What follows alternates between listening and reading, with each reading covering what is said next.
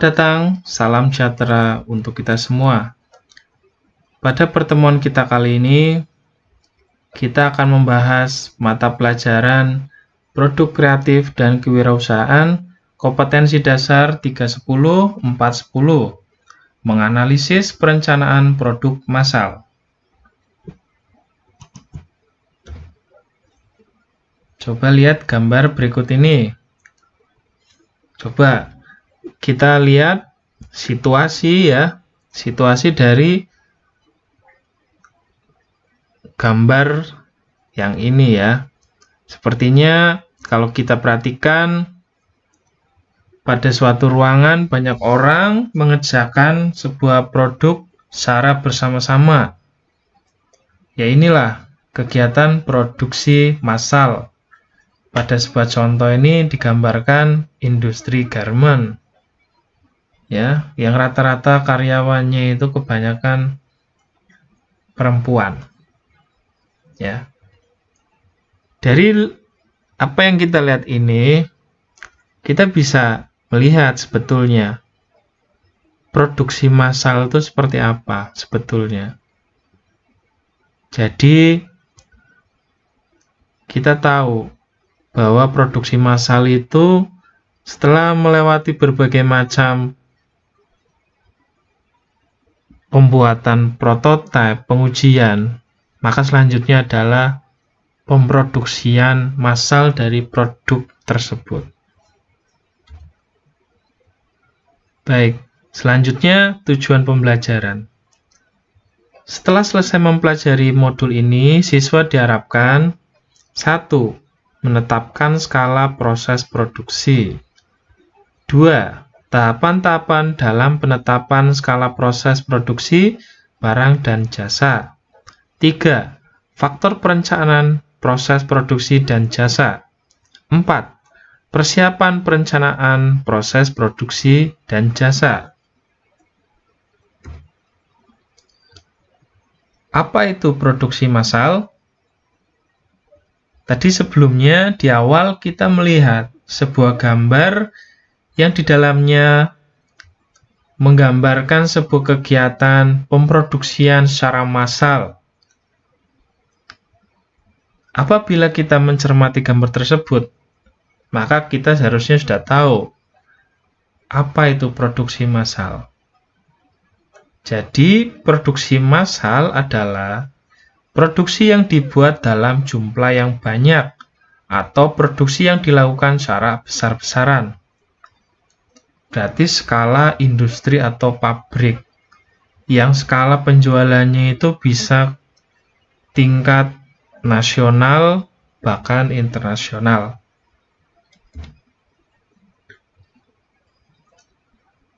Produksi massal muncul di era revolusi industri atau setelah ditemukannya mesin. Oleh karena itu, hingga saat ini, produksi massal biasanya menggunakan alat seperti mesin. Jadi, produksi massal itu banyak menggunakan mesin. Hal ini dilakukan untuk mempercepat proses produksi. Produksi massal dilakukan untuk kepentingan orang banyak. Contoh produksi massal yaitu pembuatan sandal, pembuatan perabot rumah tangga, dan pembuatan mainan. Jadi kenapa produksi massal itu menggunakan mesin? Karena untuk mempercepat proses produksi. Yang kepentingannya itu untuk orang yang banyak. Ya, dan di sini dijelaskan contohnya seperti sandal, pembuatan perabot rumah tangga, dan pembuatan mainan. Dan masih banyak lainnya.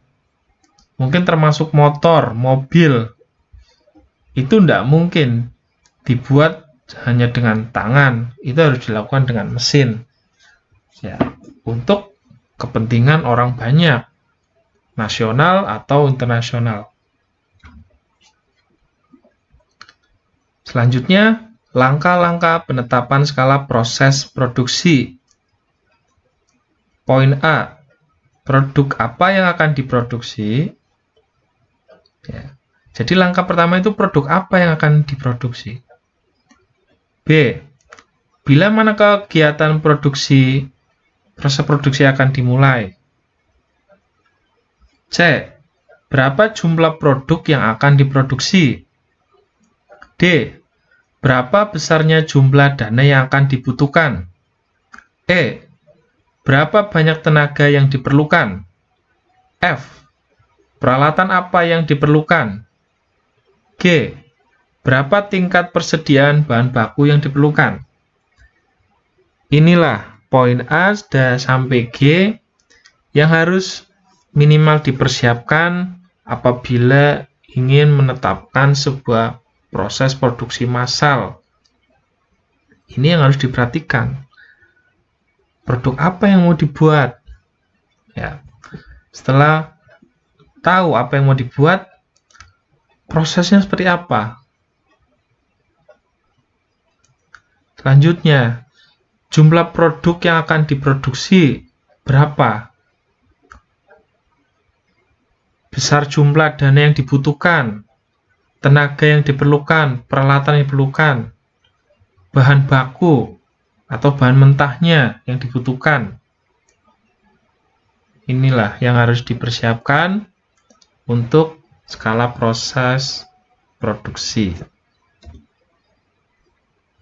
Selanjutnya, faktor-faktor yang perlu dipertimbangkan dalam penetapan skala proses produksi dan jasa. A. Sifat proses produksi dan jasa. 1. Proses produksi dan jasa yang terputus-putus. 2. Proses produksi barang dan jasa yang terus-menerus. Berarti proses produk dan jasa itu ada yang terputus-putus, ada yang untuk berkelanjutan atau terus-menerus.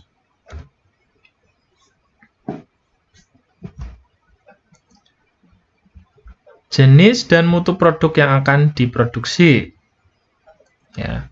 Untuk menetapkan skala proses produksi dan jasa, ada beberapa jenis dan mutu serta sifat produk yang perlu diperhatikan dalam dan dipertimbangkan, yakni sebagai berikut. 1. Apakah produk yang akan diproduksi itu tahan lama? 2. Apakah mutu produk yang diproduksi itu tergantung pada biaya persatuan? Ini ya, yang harus diperhatikan. Jenis dan mutu produk yang akan diproduksi. Apakah produknya itu tahan lama? Kalau tadi seperti contoh sandal, insya Allah tahan lama. Tapi kalau makanan, mungkin tidak terlalu lama. Kalaupun lama, mungkin itu dalamnya harus ada formula untuk bahan pengawet. Ya. Terus formula atau mutu produk diproduksi tergantung pada biaya persatuan. Jadi harga satuannya itu berapa? Ya. Harus dipikirkan juga tahan lamanya dan harga satuannya.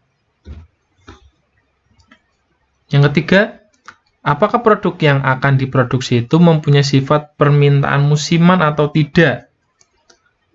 Jadi kalau kita membuat barang, apakah barang atau produk yang kita buat itu sifatnya musiman atau tidak?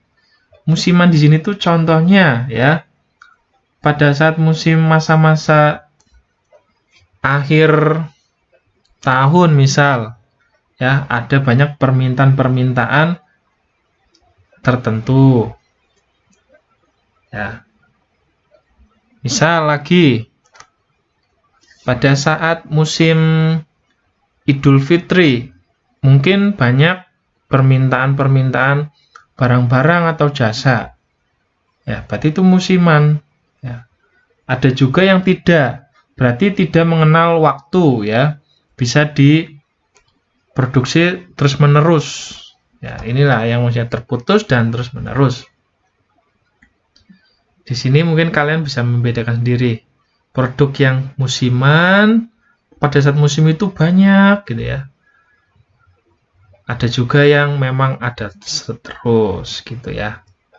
Ada juga yang ada tapi pada saat musiman tertentu barang itu jadi semakin banyak. Ya. Yang keempat, apakah produk yang akan diproduksi itu customer good atau producer good? Oke.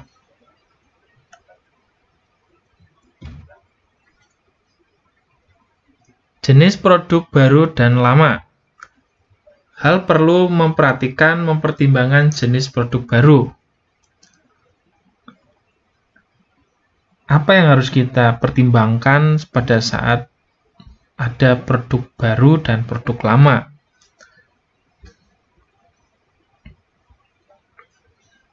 Dalam hal ini ya, kita diperlukan penelitian dulu ya. Pertama, lokasi ya.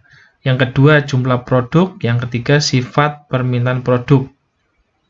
Mungkin pada saat kita membuat produk baru, ya, pada saat di lokasi tertentu itu mungkin sangat membutuhkan. Tapi di lokasi tertentu juga cukup produk lama.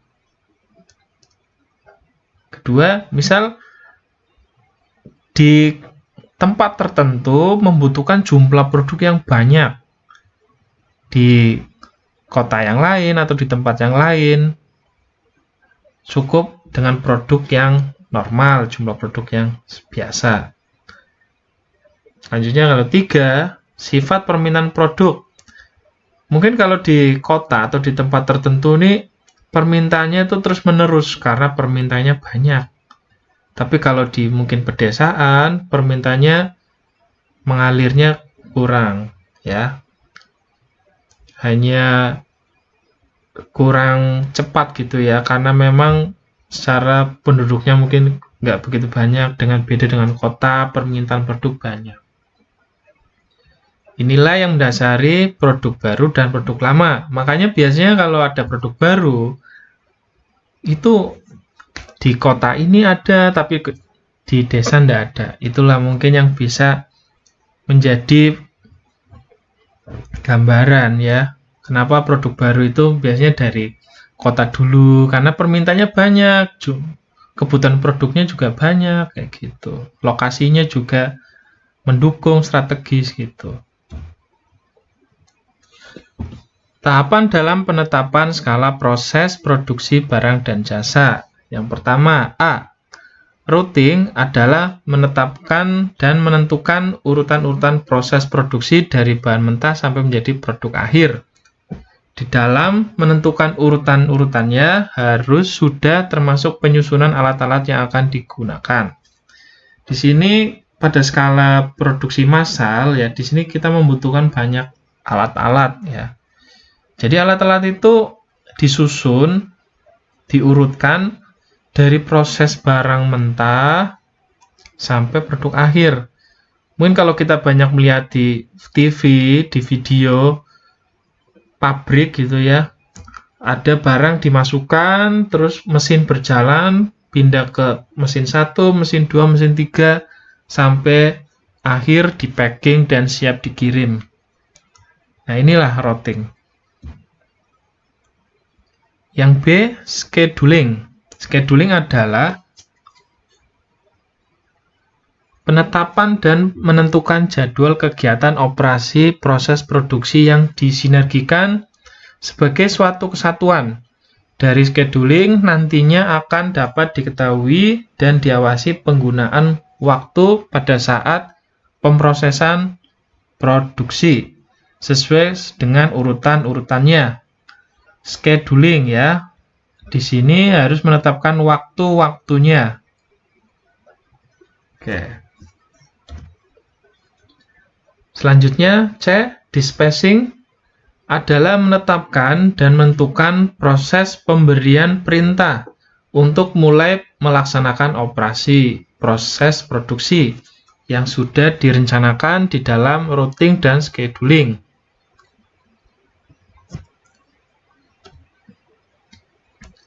Flow up adalah menetapkan dan menentukan berbagai kegiatan agar tidak terjadi penundaan dan mendorong terkoordinasinya seluruh perencanaan operasi proses. Selanjutnya, proses perencanaan proses produksi dan jasa. Faktor perencanaan proses produksi dan jasa. adalah perencanaan tentang produk apa dan berapa jumlah masing-masing yang segera diproduksi pada periode yang akan datang. Manfaat produk bagi konsumen. B. Permintaan pasar terhadap produk. Potensi usaha seorang wirausahawan untuk memperoleh keuntungan. Fasilitas operasi produksi, kekuatan persaingan dari perusahaan lain, kemampuan distribusinya, pengembangan produk pada masa yang akan datang. Syarat perencanaan proses produksi dan jasa antara lain sebagai berikut. Perencanaan produk, barang dan jasa harus disesuaikan dengan tujuan usaha. B. Perencanaan kerja produksi dan jasa harus sederhana dan dimengerti dan dapat dilaksanakan. Perencanaan produksi dan jasa harus memberikan analisis dan klasifikasi kegiatan. Persiapan perencanaan proses produk dan jasa. A. Proses persiapan. Prosedur persiapan.